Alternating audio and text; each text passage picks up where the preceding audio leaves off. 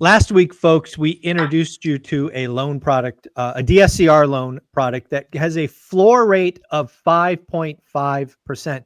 A lot of you went bananas, as you should. Conventional loans are in the high sixes. Getting a DSCR loan with a floor rate of 5.5. Remember, folks, this is 30-year fixed, no prepay. Minimum loan amount is $200K, so the smaller loans will not play. You will need to put at least 20% down. This is not a low down product. Does need to be in your personal name, and is only good in 17 states. Let's break down this product because, again, I saw dozens and dozens of comments from folks saying, I'm calling right now. Jonathan, man, how you doing? I am great. How are you? I'm doing well. So, sometimes we hit a cool topic and people reach out. So let's break down this product. Is it still available or is that just a 1-week deal? No, it's absolutely still available. This past week, not just from the ORAC community, but because we've been doing a lot of online marketing, we've been getting over flooded with people. And I personally submitted like 30 deals this week, right? So Nice. it's been inundated, it's been busy, but at the same time, the product I think is still there, and it'll continue to be there for hopefully the foreseeable future. Because actually, I just remembered this, and we didn't talk about this before, but we've actually had this product for the last, like, I want to say 2 years. It's there. The buy down was just bigger to get to that it was 5.875 before, but now it dropped to 5.5. So that gives me a little bit of hope that it'll continue for a little longer. Yeah. And again, when we say buy down or floor rate or whatever we want to call it, these products are not free, right? There's a cost to get to that floor rate. Absolutely. But for a buy and hold investor who's been watching the market stay at 6.8 for the last 3 years, roughly, if you want to be a set it and forget it person, buying it down to 5.5 really could set you up for the life of the loan. Because again, a refi or just a traditional refi probably won't make sense unless you go below 4.5, and who knows if that's ever going to happen. So again, if you're going to set it and forget it guy like I am, getting a floor rate, paying a little bit up front to get that floor rate makes a ton of sense. And I was actually shocked, and I'm still shocked. This is only a 20% down product. I would have anticipated 25. So yeah, it's a lot of flexibility. Yeah, I mean, as long as the parameters get better, right? So the buy down decreases as your down payment increases. So 20% down, the buy down's a little bigger. 25% down, the buy down's a little smaller. 30% even smaller. It kind of incrementally gets smaller and smaller. Like for example, I had a client that we just submitted 30% down. The starting rate was a 6% flat. And then buying it down to 5.5 was only like 1.5% or 1.25, right? So it really just depends on what your parameter is, but obviously it's not free. And in terms of like on a purchase side, the best strategy to be able to utilize this program is you make the aggressive offer and you also ask for credits from the seller. Yes. And then if you ask for credits from the seller, don't do the temporary buy down type stuff, right? That gimmick was funny because in the last 2 years, anyone that got into it in the last 2 years and they had a 2-to-1 buy down now is already in the adjusting phase where now they're going back to 7 or 8. And you just shot yourself in the foot for a temporary. So just use it to permanently buy it down and keep it so you can set it and forget it for the life of the loan. Yeah, I love that. And just so I'm clear, remember, what is the maximum credits that apply? Is it 2% of the purchase they can use or 3%? It's for that product, it's 3%.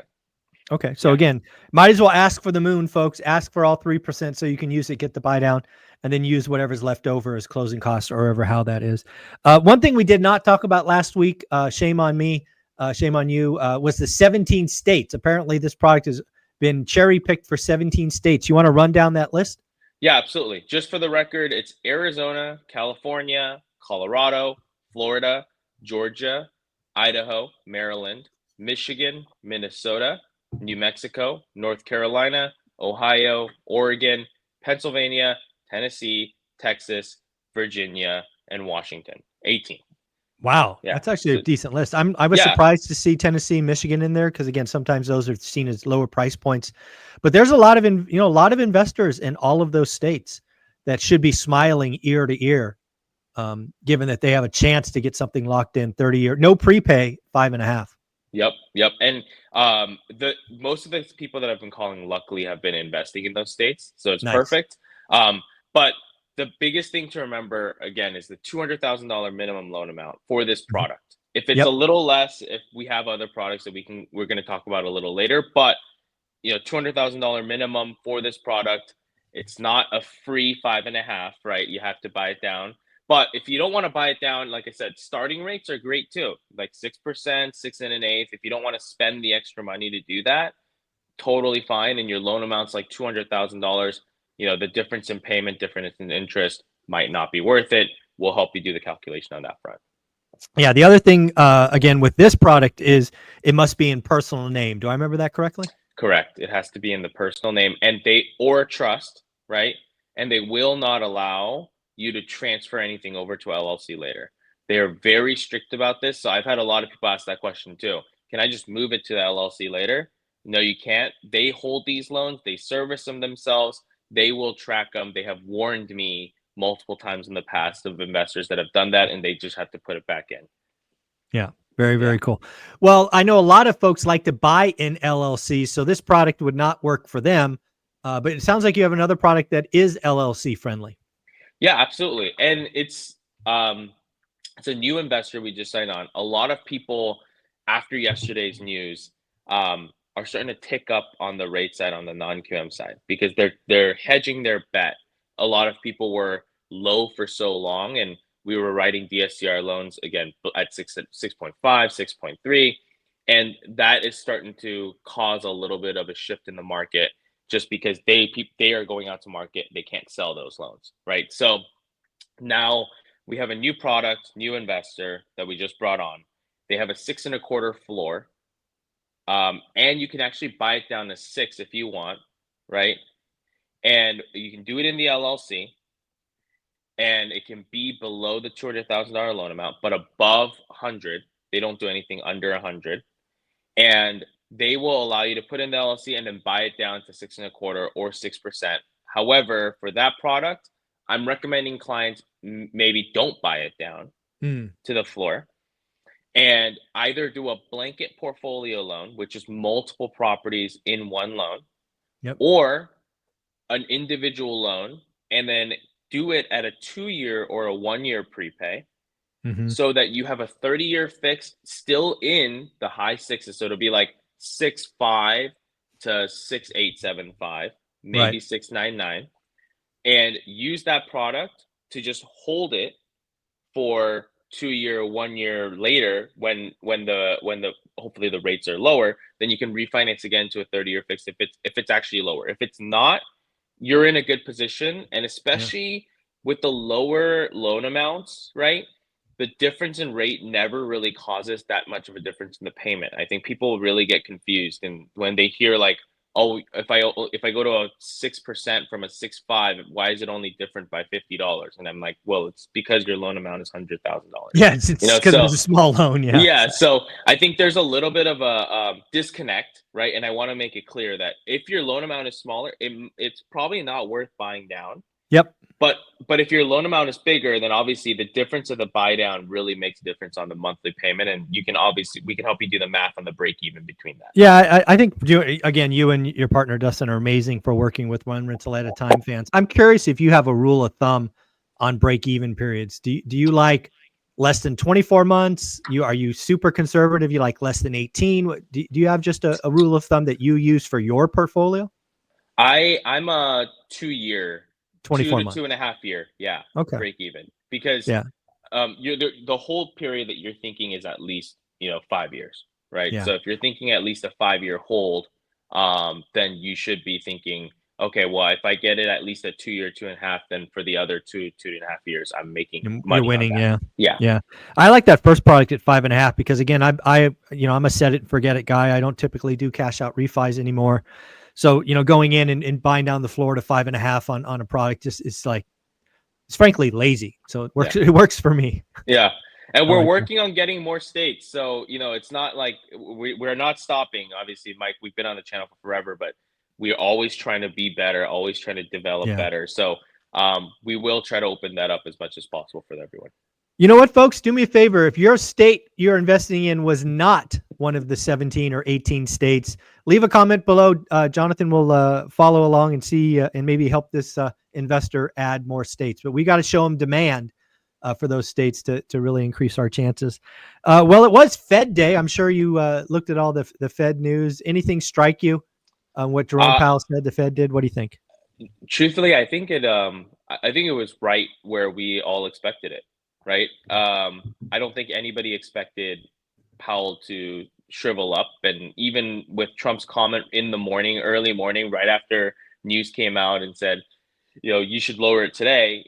It didn't make sense for him to, right? And I think we've been talking for a while, and I think like you said it this morning, we're glad he said we should be glad it didn't go up higher. Yeah, exactly. Yeah. Glad we didn't raise. Yeah, and I agree, because I was of the mindset, and I'm sure a little bit of you too, where I'm like, okay, well, inflation came out slightly higher, and he could very much well just increase it. Like, say, in the future, he could have just said, hey, we're going up a quarter, and then that would have ruined the market.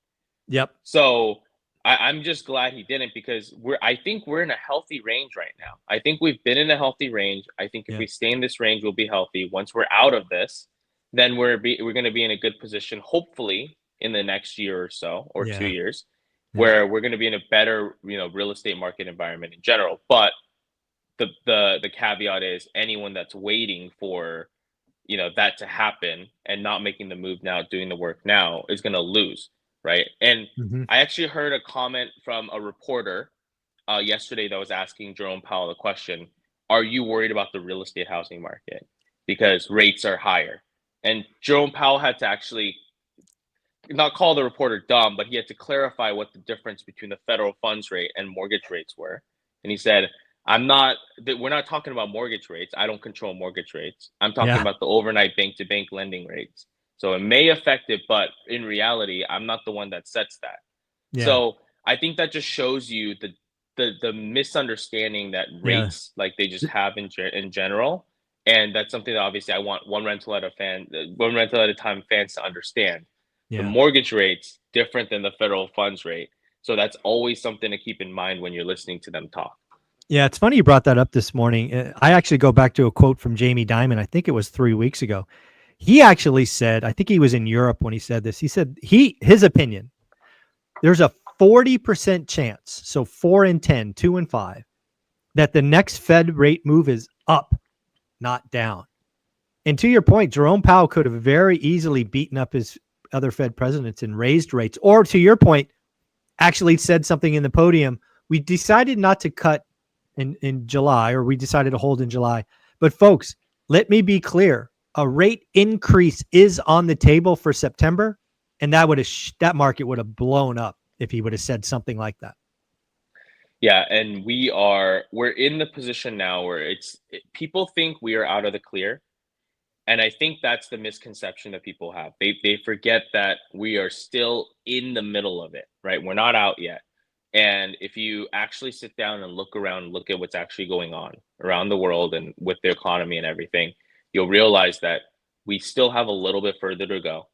And it's actually better for us, and you and I are always on this same page on this. It's better for us to have a little higher rates for a little longer. Yes. And especially for the people that are investors, this is helping you guys even more to make those better deals so that you can get the discounts and credits to buy it down to 5.5, right? Amen. This is the moment.